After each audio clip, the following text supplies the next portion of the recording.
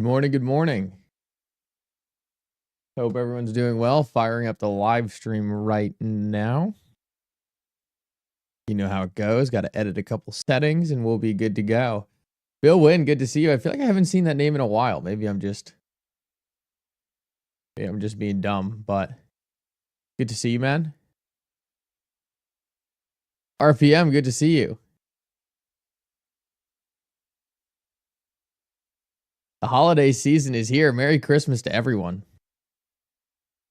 I'm sure we'll be firing up a live stream tomorrow as well. Obviously, probably not on Christmas, but you never know. If you have a massive XRP pump, I won't be able to help it. One-Eyed Willie, good to see you. Shillionaire, XP Market, good to see you. Huge shout out to XP Market.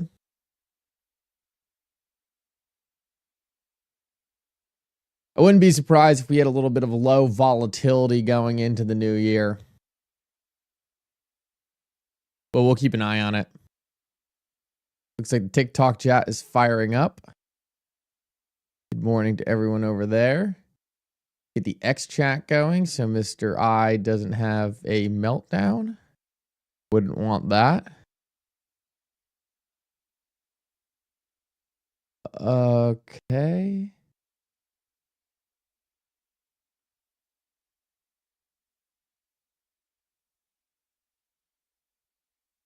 Ian, good to see you, buddy.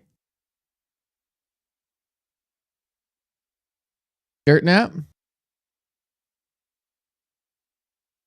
All right, it looks like we're all fired up here. Let me just get the charts going.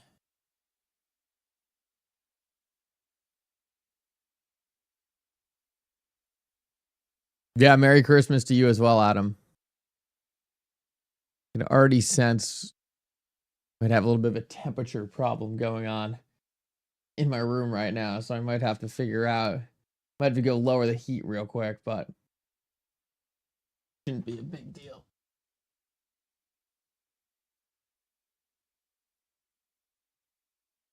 Matt just became a member. Oh yeah, welcome, Matt. Oh, did Adam Beetle just donate? I need to get over there. That live thing, because I feel like I'm missing. That's on the where did that show up?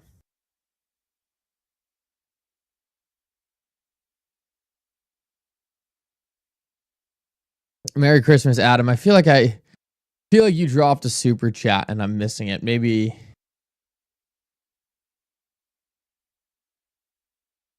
I'm just being dumb. Yeah, I don't know. Hey, from Australia. Good morning. Or it's night for you guys?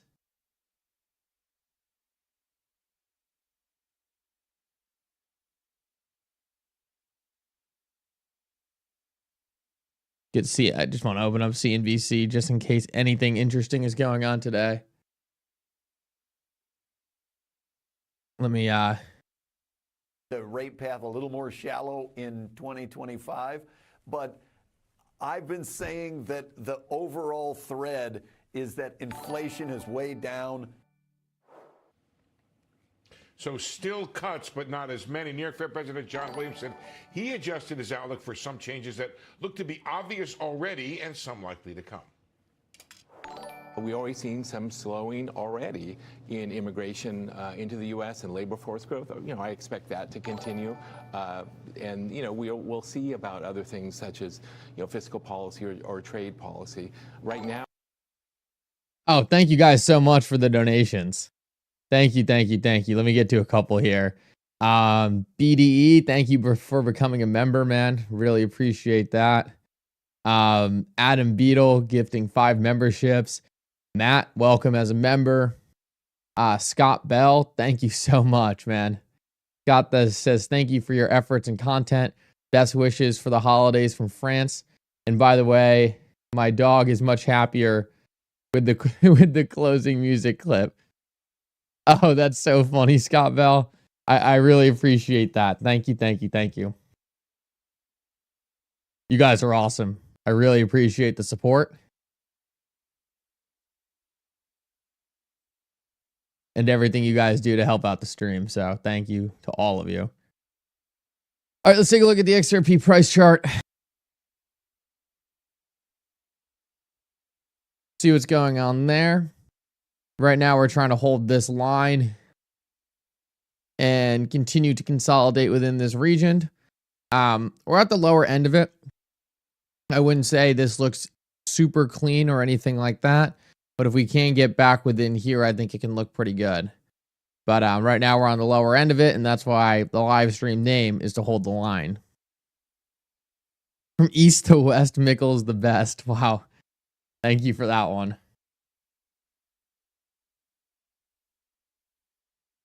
I want to edit this real quick.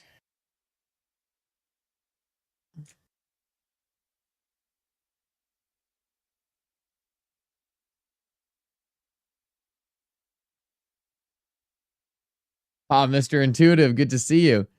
See, I got my eyes on the X chat this morning. You can't give me crap. See, Mr. Intuitive will drop in, make his one comment, and then be MIA. Chadwick, good to see you.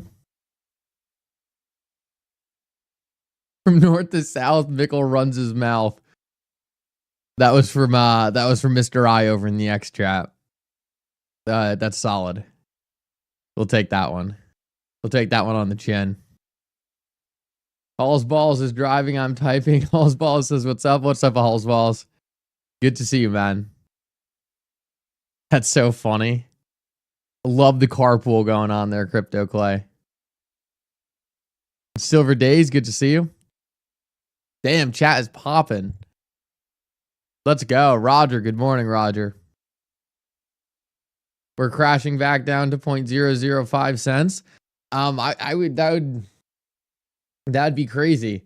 If I had any chance to buy XRP sub $1 again, that would be a dream come true.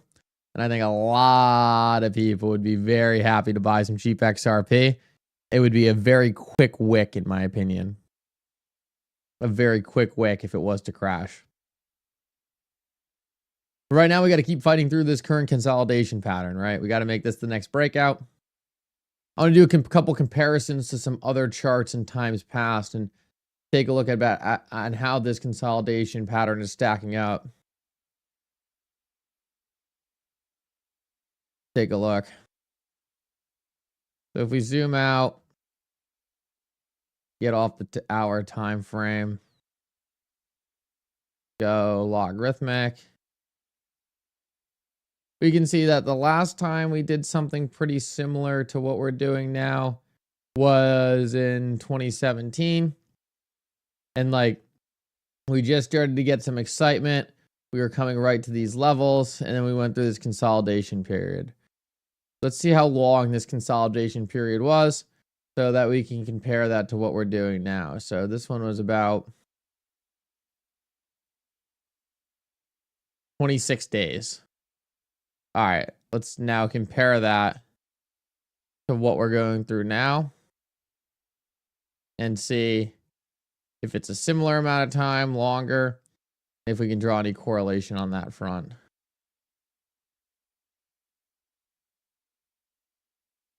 So this one has been going on for about 20 days. Interesting. So historically, we're sitting in a very similar place. And to be honest, time frame doesn't look too bad. Drop back down to the weekly or zoomed out view and just take a look at some of these similarities. So the obvious similarities are we got these two peaks here, two peaks here. We had this big resistance there. We had this big resistance here. Then we had this support.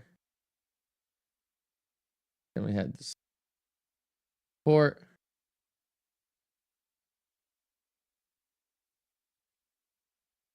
And now we're coming back down to kind of retest those highs here.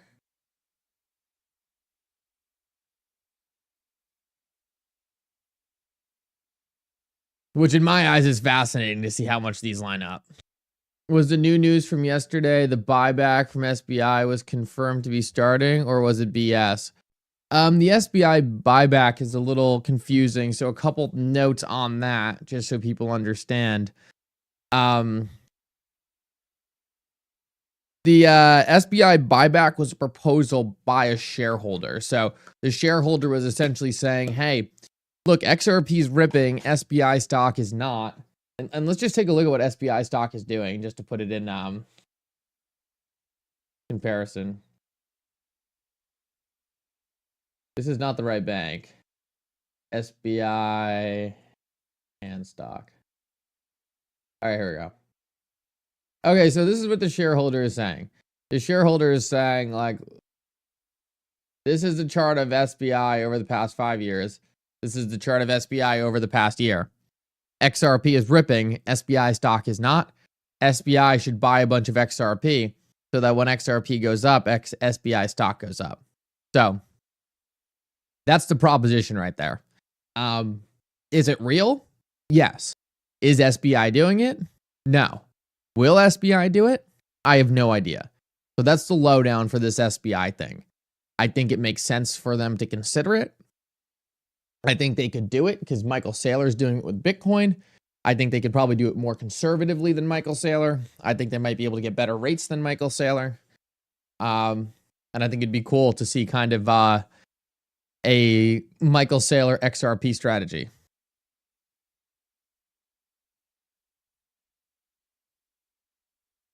Regulations in 90 days. Your thoughts?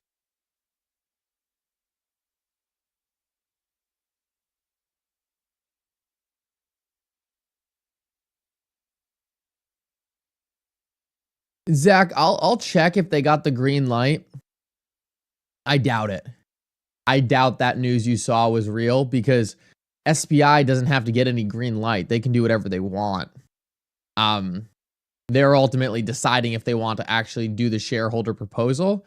I would have thought I would have seen something if that was actually happening, but I could be behind on the news. I would say, though, I'm pretty confident, though, that that is not put in place yet. I think you would have seen a lot more noise around it.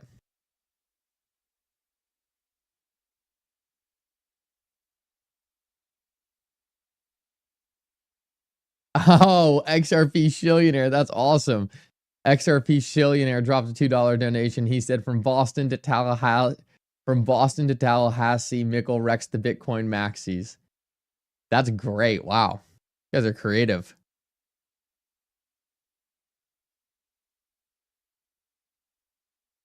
I don't think the MicroStrategy Hedera news is correct either. I do not think MicroStrategy is going to be doing anything with Hedera, or they're going to really piss off the Bitcoin maxis. It just doesn't make sense for them to do that. Who knows that? Maybe they'll make a mistake.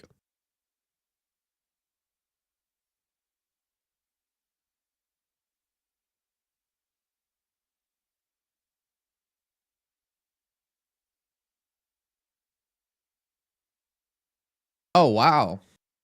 This is cool. Eleanor Terrett just issued a FOIA request to the SEC.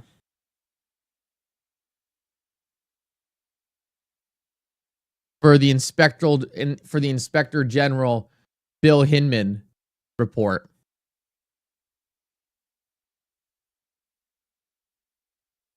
Wow, that's incredible.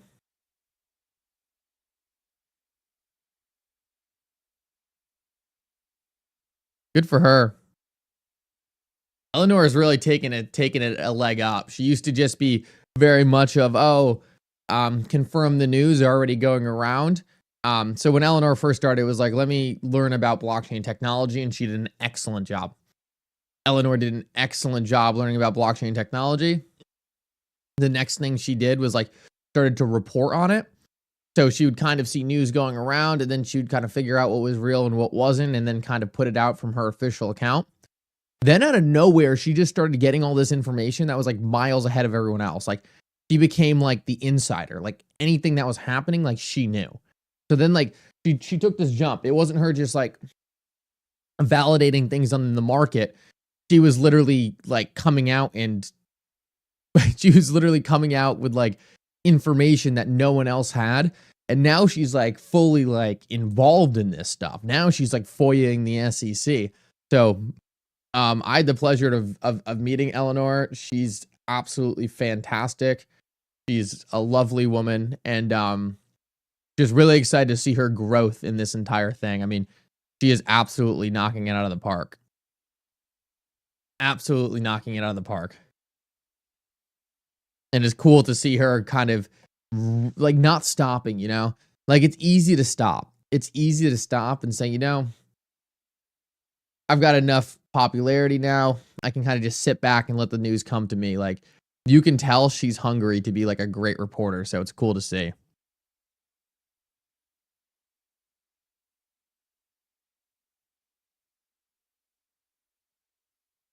I told her that when I saw her too. I was like, Eleanor, you are killing it. Killing it.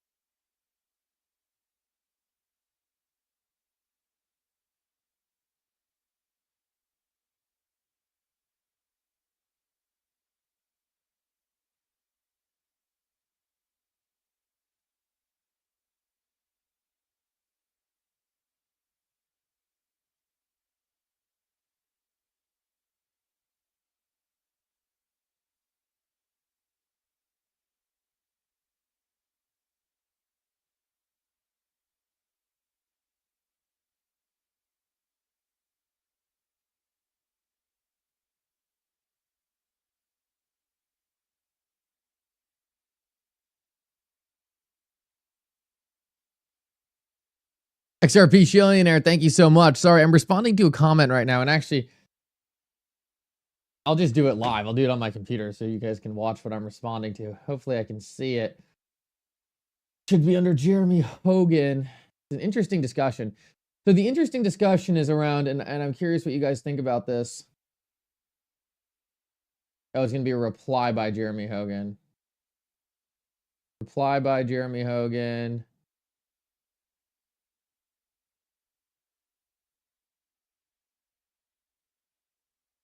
On the American cryptocurrencies. So like what makes an American cryptocurrency? And everyone's saying like, oh, blockchains are like not American. They're just worldwide decentralized. I just think people are overthinking it.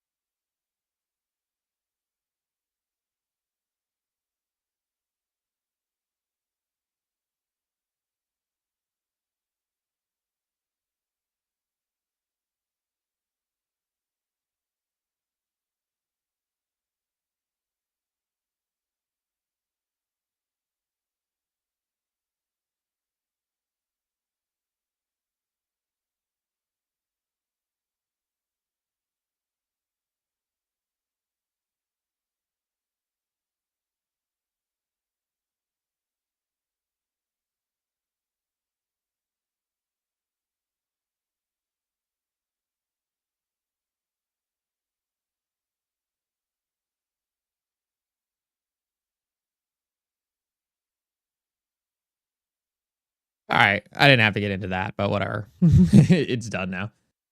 I don't know. I think the whole conversation is interesting. It's like, what makes an American cryptocurrency versus an American cryptocurrency company? But I also don't think it really matters. I think it's just going to be like, I think it's literally just going to be, oh, we see Ripple as an American company. We see Ripple as being very important to XRP. Or even the US government might say Ripple created XRP, like whatever. Then they register it. I think a lot of people are kind of overthinking this whole thing.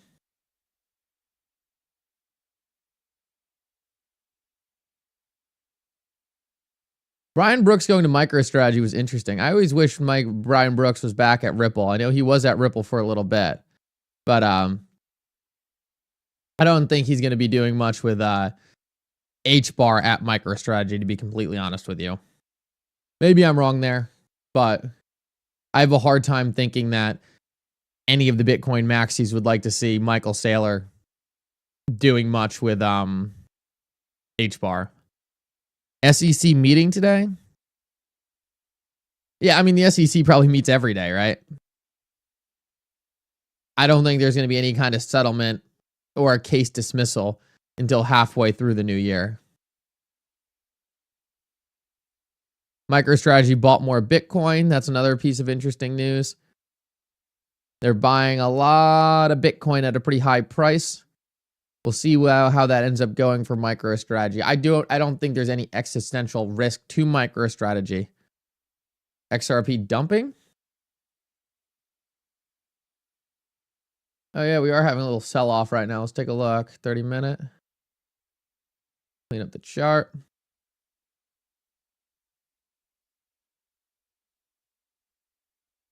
Oh, I wouldn't say dumping.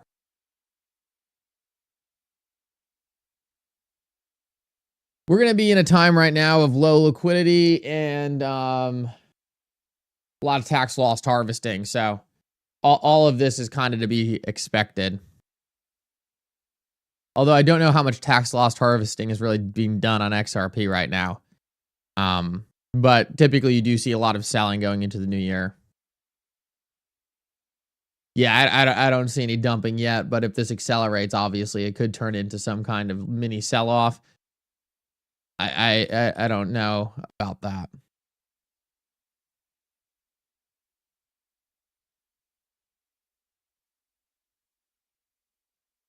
See if anything other interesting news is going on right now.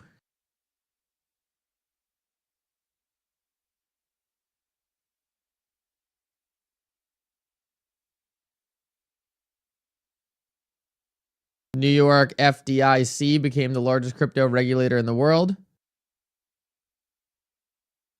North America has dominated the blockchain. This is an interesting comment, and I agree with this. A lot of people have talked about the United States falling behind, but they really haven't. North America really has dominated the blockchain industry thus far. And if we do get rules and regulations under Trump, we're going to be miles ahead of the rest of the market. So I do find this interesting. I do think the United States is going to continue to dominate cryptocurrency. And I think we kind of secured that with the new administration. So I do think that's an interesting point. We were very worried about the United States falling behind. I do not think there is any chance the United States falls behind anymore.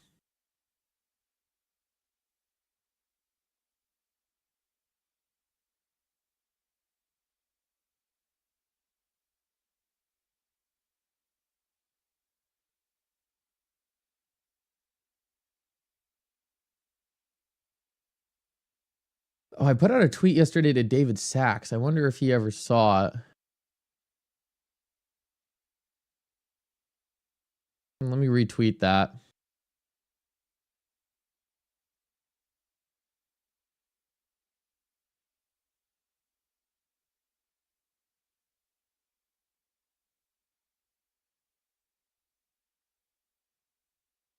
I would love to get David Sachs on the XRP train. He would be all over it. I know he knows about XRP. I know he knows the Ripple team. But man, I would love to make him like really, really into XRP. He's the new crypto czar. David Sachs also heavily involved in PayPal in the early days, close to Elon Musk. He would be a good one to get. Let's keep, let me just keep going here. Make sure we're not missing anything interesting. Seems like we got most of it under control now.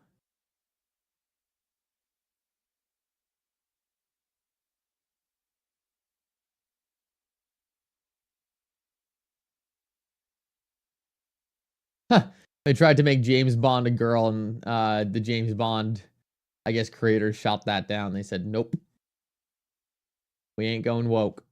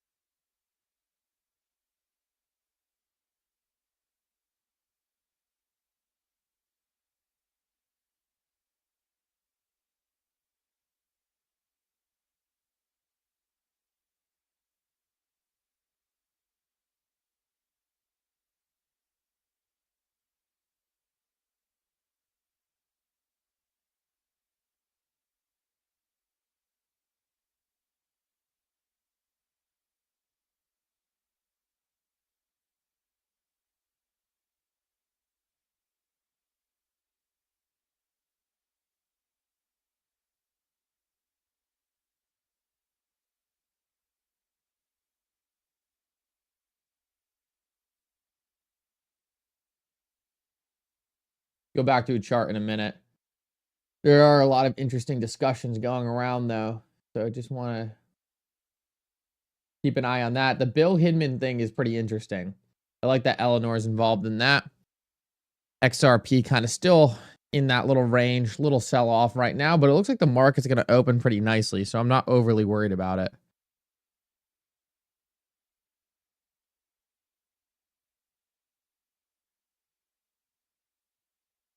Oh, this is music to my ears. Could I recommend a course for making dApps on the XRP Ledger?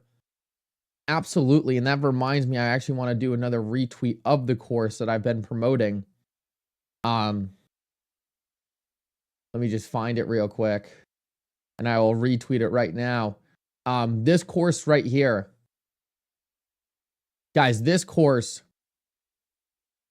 should be a $150 course. It's being sold right now for $10. You want to learn how to use the XRP Ledger? I'm posting this right now on X. This is the course you need to watch. Every single person who has watched this said that they had zero coding experience and were coding on the XRP Ledger. At the end of the course, they say it's absolutely fantastic.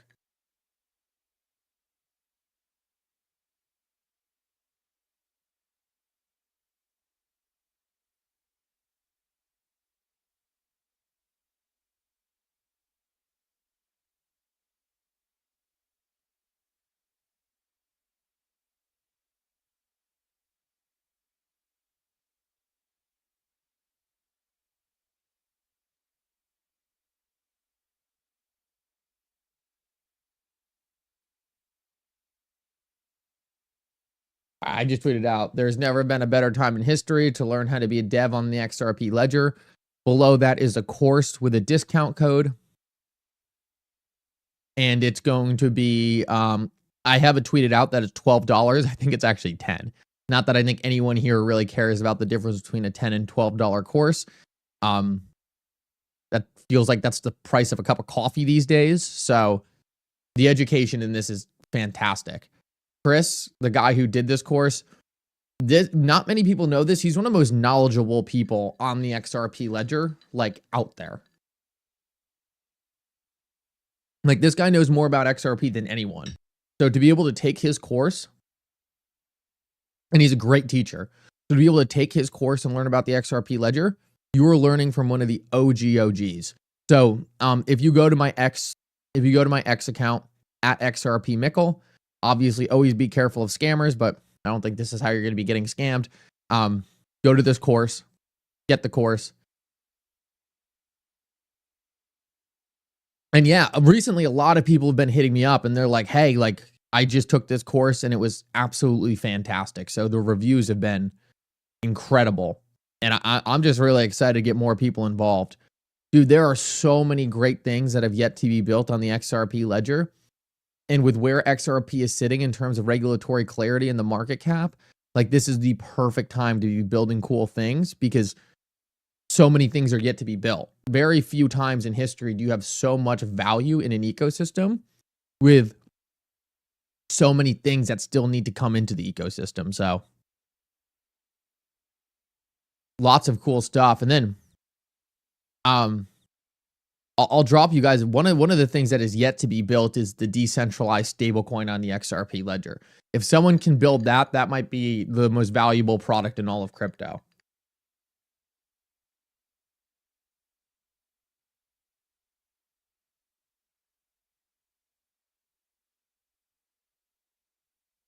We can watch a teaser on that. We do have time. We do have time to watch a teaser on the decentralized stablecoin. I don't know. Are people interested in that, or do we want to keep kind of the Q&A going?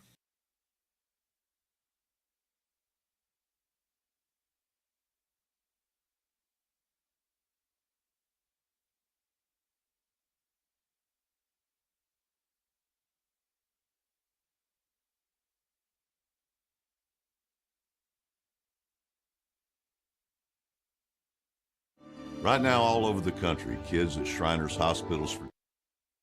I hope that didn't just get this video demonetized. All right, whatever. This is David Schwartz, also known as Joel Katz, CTO at Ripple. I recently released a list of suggestions for XRP Ledger development, and I got a lot of questions about the stablecoin proposal, so I thought it might be helpful for me to walk through what I have in the design to give people a better idea of how I intended the system to work. So first of all, it's a collateralized stablecoin. That means tokenized assets whose value are expected to remain constant in some unit. So if it's a dollar stablecoin and you have 10 of it, you're expecting its value to remain stable at $10. These assets have a backing asset, in this case XRP. That means that there is something that is supposed to guarantee its value. Now in some of those systems you can actually redeem the stablecoin for the backing asset, in some you can't. What's interesting about this proposal is that the stable coins are perfectly liquid to XRP at face value on the ledger. So in other words, if you have a dollar in a dollar stable coin designed on the system, what you have is a $1 claim on XRP enforceable by the ledger's payment mechanics. And the reason that that's important is with some other stablecoin designs, if the stablecoin isn't popular, it won't necessarily be liquid. If it's not listed on an exchange, if it can't easily be deposited and withdrawn, it won't be that useful. By the design of this system, the stablecoins can be offered through the on-ledger decentralized exchange, and they spend like XRP. So you don't need to find some way to make them liquid. You can just spend them right on the ledger. And of course, they can be pegged to anything that someone can provide a price feed on. Fiat currencies are probably what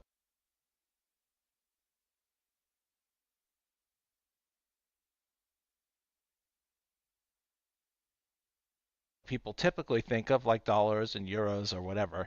But they can also be pegged to things like stocks or precious metals or any other value source. As long as someone can provide a price feed for it, you can have a stablecoin pegged to that value.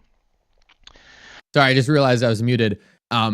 That's a very interesting point. If you issue anything on the XRP Ledger, it's automatically liquid to XRP, creating instant liquidity for any financial product. So there are 5 critical components to the system. There's the operator. That's the person or entity that provides the price feed and creates the system. There's the price feed itself. There are the collateralized positions. These are the things that hold the collateral. Then there's the redemption process, which is the way that someone who holds the stable coin converts it into XRP in a payment. And then there's a series of incentives to ensure that the stable coin remains convertible to sufficient XRP to back its value.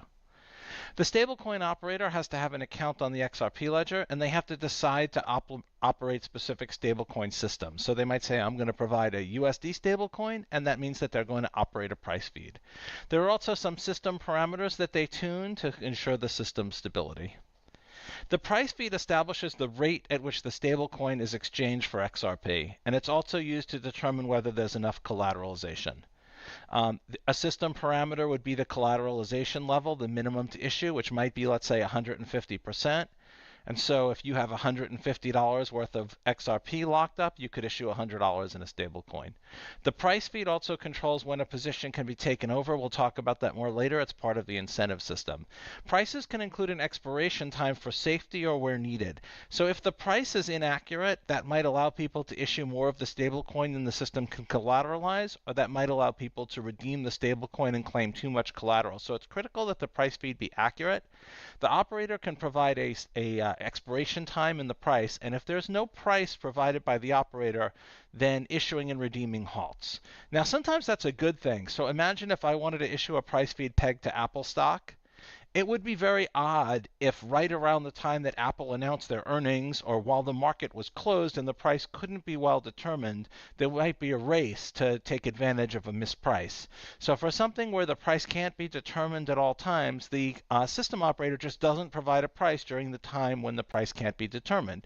Now that means you can't issue or redeem, but someone who holds the stable coin and wants to spend it is still not screwed, because there's still the on-ledger decentralized exchange. So if someone's willing to buy the asset on ledger, they can still sell it. The redemption process is just paused. Here are 3 reasons your sales team will actually... Oh, I'm so screwed. This live stream is getting demonetized. Whatever though, this is a great clip. Positions, they're on-ledger structures that someone owns, and they hold some amount of XRP, and they can issue an associated stablecoin. That's also what's redeemed against to convert the stablecoin to XRP. If you have a collateralized position, that's an asset that belongs to you, and it has a positive value in the XRP held and a negative value in the stablecoin issued. So for example, if I lock up $150 worth of XRP and I issue $100 in a dollar stablecoin, that position represents my ownership of the $150 worth of XRP, but my debt of the $100 worth of stablecoin. So it has a value of $50, and that will fluctuate with the value of XRP, and it functions like a leveraged long. They're tracked in an order book by collateralization level, and I'll explain more later about what that order book does. A redemption is the conversion of a stablecoin to XRP through the redemption system. It will be built into the ledger's payment logic through an IOU to XRP order book. So there's already an order book to sell the stablecoin. People who want to buy the stablecoin for XRP can place offers in the order book if they want, and there'll be a synthetic offer for redemption against the collateral pool. That provides assurance that the on-ledger payments can always be made by stablecoin holders. So if you hold $10 worth of XRP, or you hold $10 in a stablecoin built according to the system, it should spend the same. Pathfinding, the first thing it will discover is that you can sell the stablecoin. The stablecoin might actually behave better than XRP, because there might be people who want the stablecoin producing additional demand, so it's kind of like a value floor. It's at least as useful as an equivalent amount of XRP, because you can convert it into an equivalent amount of XRP, but it also might be in greater demand for some reason. So it should track its value in XRP very, very well. It could theoretically exceed it if it's in high demand for some reason. Redemption operates against positions with the lowest collateralization level first, and I'll explain more about that later. So there are a system of incentives. One incentive is the least collateralized positions are redeemed against. So if you don't want your position to be redeemed against, you can over-collateralize it.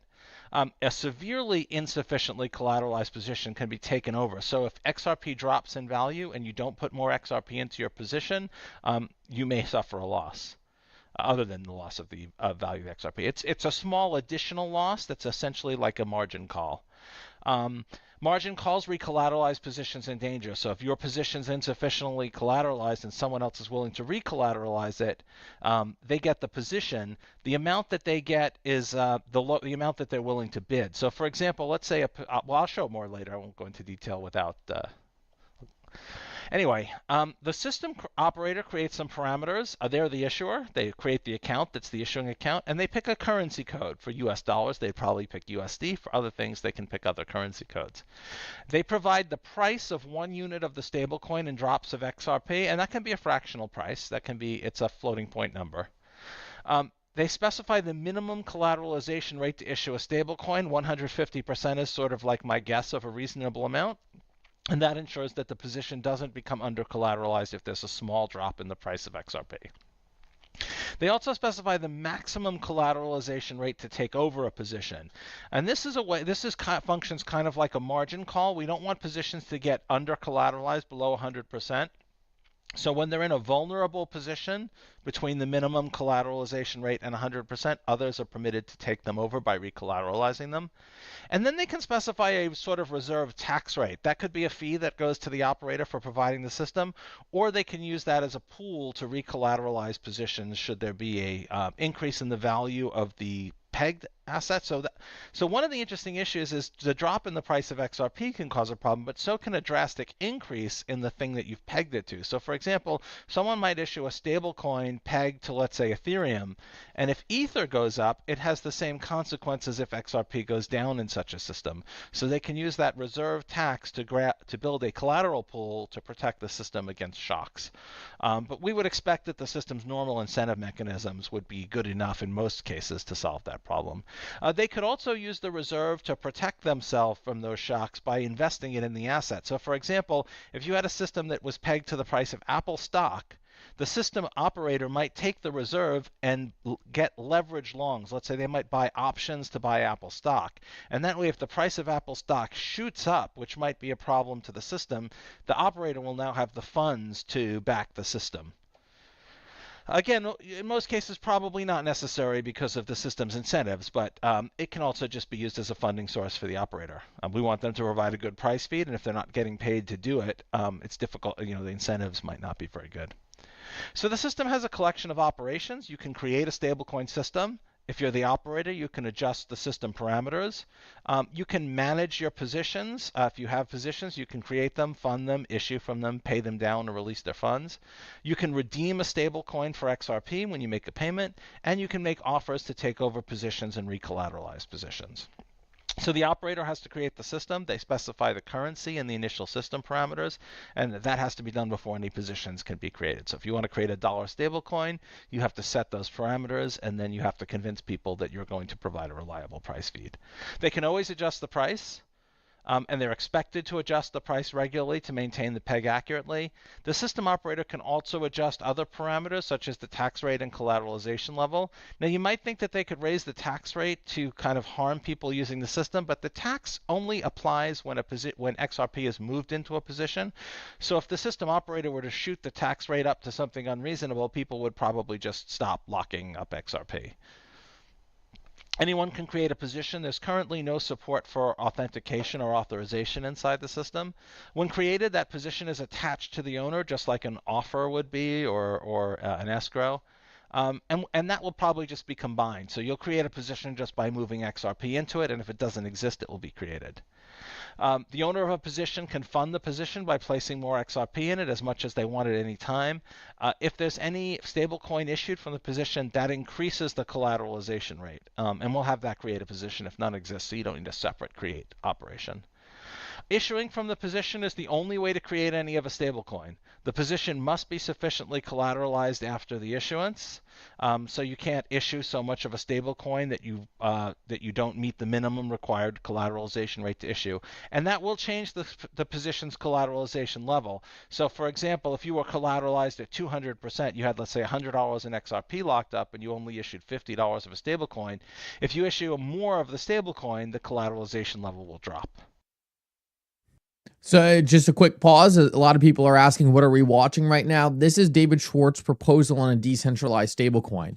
What we just launched into the market of RLUSD was a centralized stablecoin. But what David Schwartz is talking about here is a decentralized stablecoin backed by XRP. The reason I'm showing this is because this doesn't exist yet. And it could be a massive, massive product if someone is able to create it. And what I want to show you guys is there are ideas out there literally just thrown out there for the community to go build. And before this, we were talking about the course that I have pinned to my X post right now, or the course that I just retweeted on my X account. It's not pinned. Something else is pinned. It was retweeted on how to actually start working on coding on the XRP Ledger.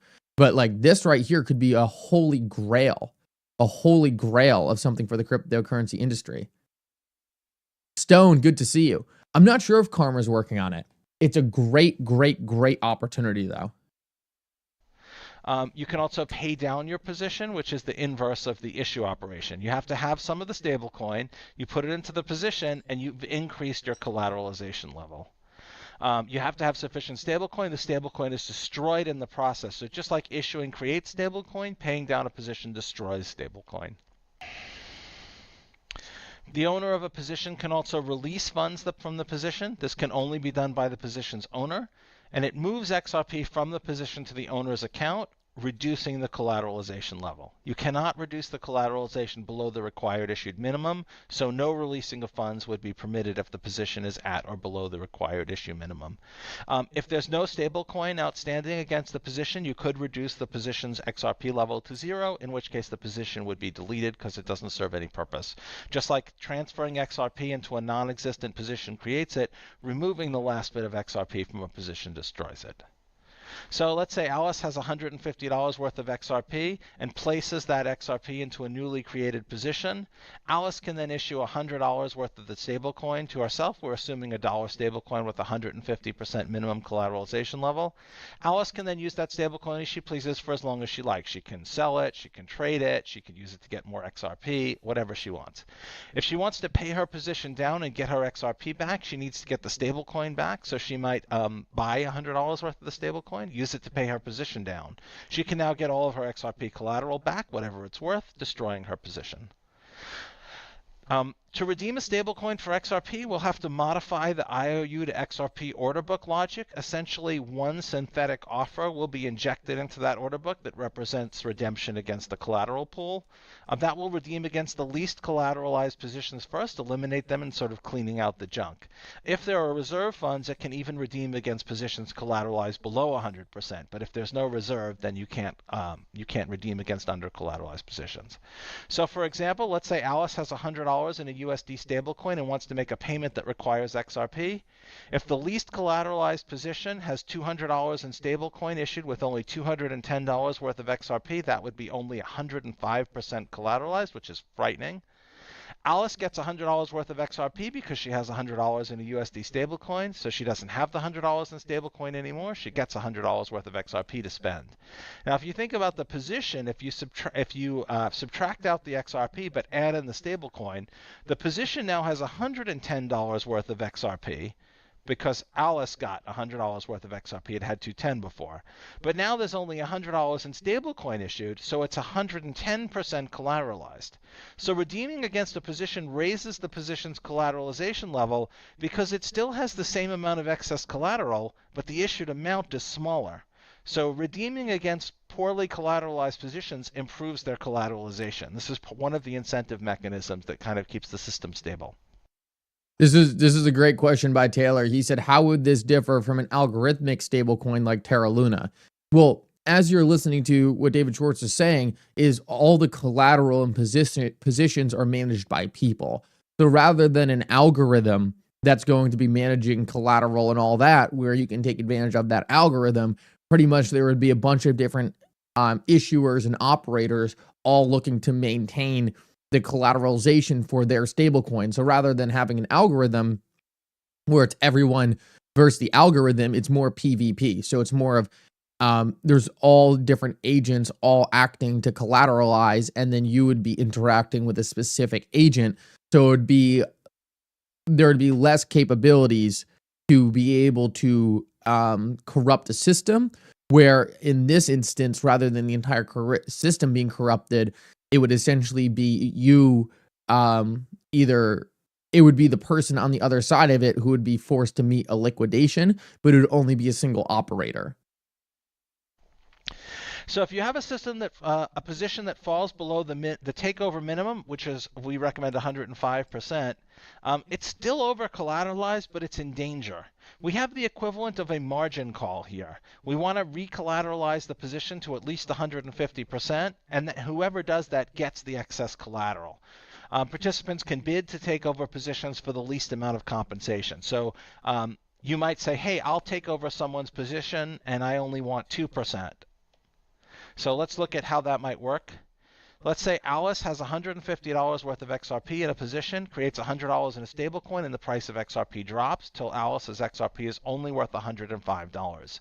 So we now have a position that owes $100 in stablecoin, but only has $105 worth of XRP. That position is still worth $5, but it's in danger of becoming under collateralized, so it represents a risk to the system. So if Bob has the lowest bid, Bob can take over Alice's position by putting $45 worth of XRP into it. If you put $45 more XRP into the position now has $150 worth of XRP. It's still issued $100 in stablecoin, so it's now 150% collateralized. Bob made the system better by fixing the insufficiently collateralized position.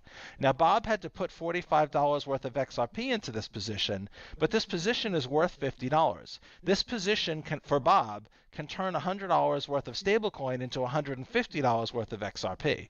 Bob paid $45 for a right that's worth $50. Bob made $5. Alice lost that $5, but that's the risk you take when you have a leveraged long. Alice could have avoided that by removing the position or recollateralizing the position.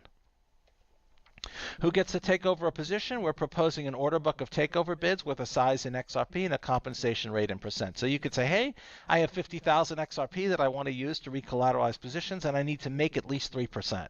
Whoever offers the lowest rate will get to recollateralize, and that will save the person whose position is taken over from a big loss. So instead of Alice losing 5%, if someone will take over the position for only 3%, then Alice loses less money than it would have. I'm just going to go to the benefits and risks because the last thing are two more examples, but I think the benefits and risks are going to be pretty cool to hear. So what are the benefits of this system? So number one, it drives on ledger liquidity. These stablecoins are liquid to XRP, and people who hold these stablecoins will be making payments as if they had XRP, so there'll be more demand for liquidity from XRP into other assets. And it provides derivatives with exposure to anything, stocks, metals, and so on. And you don't have to worry about getting these assets listed in exchanges or how people will acquire them. They can be purchased on the on-ledger exchange, and they can easily be redeemed, and so you can use them to buy any asset that's liquid to XRP. So there are some risks in the system. So one of them is tolerance to sudden drops in XRP price. If the price of XRP drops very rapidly, that could create shocks to the system. I believe the incentives will cover most of those cases, but you can always imagine cases where it's just more than the system can absorb. There could also be unaffected effects on XRP supply and demand. One example would be if XRP drops in value and people start to want to pull collateral out of these positions because they're worried about their positions becoming under collateralized, that might cause a sort of cascading effect where a drop in XRP causes people to become nervous, and so they pull out XRP, which continues to put downward pressure on the price. Operator malfeasance or incompetence is a little bit worrisome. The operator of the system has to provide the price feed. If the price feed is unreliable, the system becomes less useful. So you are trusting the operator. It's not completely decentralized. There are some little issues with XRP Ledger IOU math weirdness because of its finite precision. It's not that big a deal, and I can go into more detail if anyone's particularly interested. Some possible additions to the system. Some way to allow the operator to limit who can create positions, maybe requiring to authorize trust lines if someone wanted to do that for some reason. Ability to lock some parameters so the operator could assure that, let's say, the minimum collateralization level won't change. Doesn't seem that useful because they can always provide a bad price feed, so you can't protect yourself from a bad operator anyway. Ability to lock the reserve so it can only be used for redemption. Again, same argument. The operator of the system could provide a malicious price feed and do a lot of harm to the people using the system.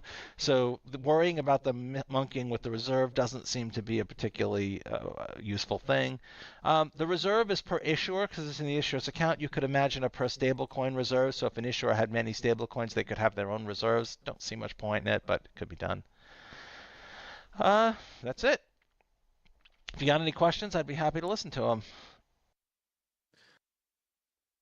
So just something interesting there. What I really wanted to show you guys, because we were backpacking off something else I was talking about, is like there are a lot of very, and I do think a decentralized stablecoin would end up being the biggest stablecoin in the entire world. So there are some massive things that are yet to be built on the XRP Ledger, and that's one of the biggest reasons why, as I talked about earlier, like if you do want to build something on the XRP Ledger, it doesn't have to be the decentralized stablecoin, right? Like that's insane. Like that's huge. It's a massive project, but like it's out there. Like David Schwartz put the entire thesis out there, what you need, what he's looking for. And like, here's the course to start learning about how to actually code on the XRP Ledger. So that's really what I wanted to show you guys. It's not like these ideas are like hidden. Like there's good ideas just floating out there. Millions of good ideas like stocks, derivatives, stable coins, NFT projects. All these different things can be done, but it requires some underlying knowledge of the ledger. So just wanted to share that with you guys and just show you that like a lot of this stuff isn't some like big secret, right? It's out there. You just need to have the knowledge to be able to do it, and the and kind of the understanding of what is going to be big and what's not. Oh, John Slack, congratulations. John said, just got done with an ultrasound. We have a healthy baby girl due here in the next couple of weeks. Oh, congratulations, John Slack. That's incredible. Good for you. Name her XRP. I don't know about that one. I wouldn't encourage you to go with that suggestion, John. Looks like XRP is recovering too off that massive dump we had. Just still hanging in that $2.20 region. Crypto Clay said something earlier. He's like, there is no XRP dump when it's above $2. I tend to agree.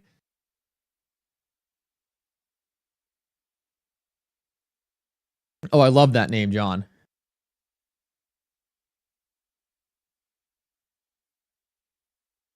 That's awesome.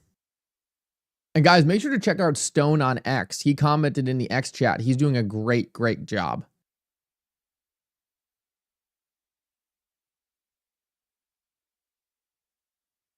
Oh, Kyra, can't wait to see you. Thank you so much for the donation. I really appreciate that.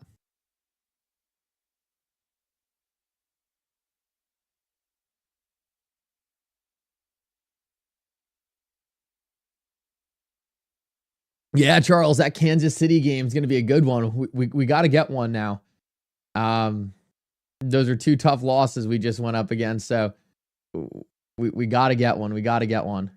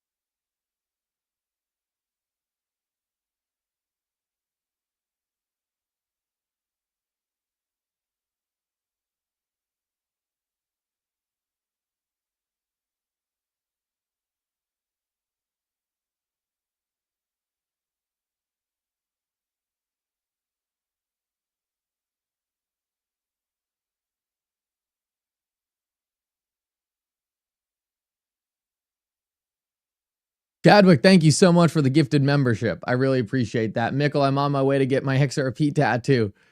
Oh, let's go. That's awesome. What are you getting? The XRP symbol? Is it something more subtle? Let me know. I'm curious. I'm definitely going to get one day as well. Probably in the near future, actually.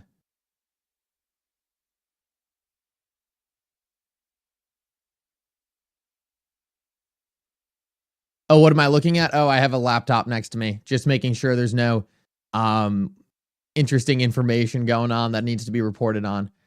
Always like to have a couple eyes on everything.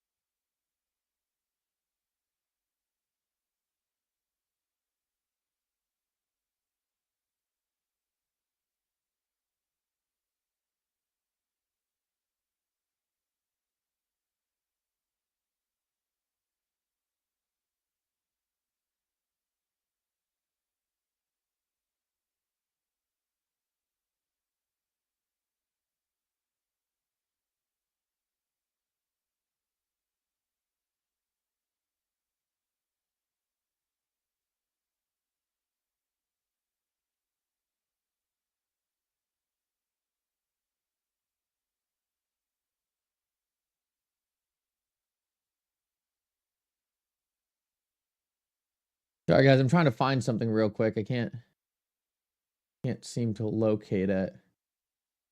It's all right. I'll handle this later.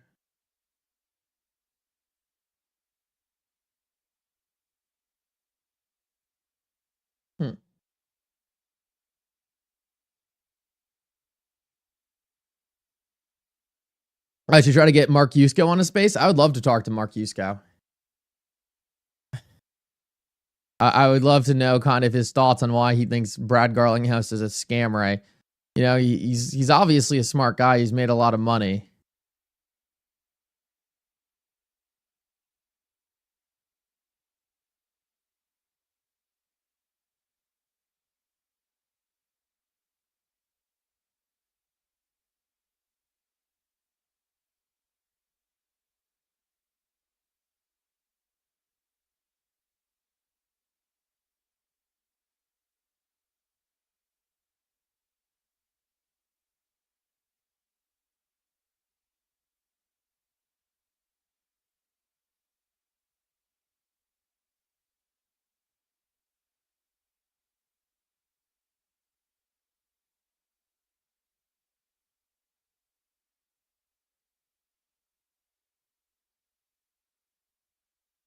Is there amount to provide?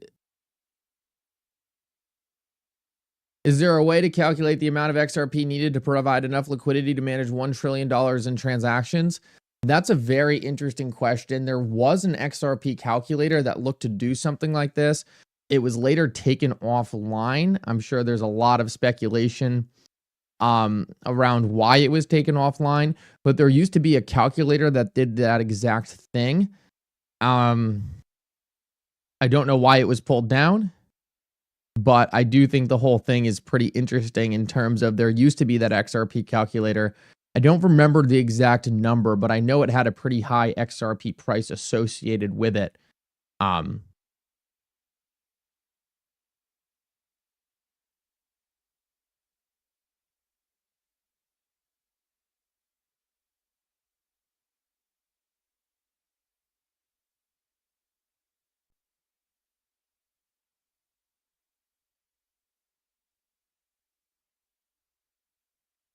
All right, guys. Well, a bit of a slow morning. There wasn't too much going on here. We'll be live again tomorrow for a little bit of a Christmas Eve live stream. Obviously, if anything happens on the price since then, we'll make sure to cover it. Wanted to show that decentralized stablecoin proposal. I think that's going to be one of the biggest projects in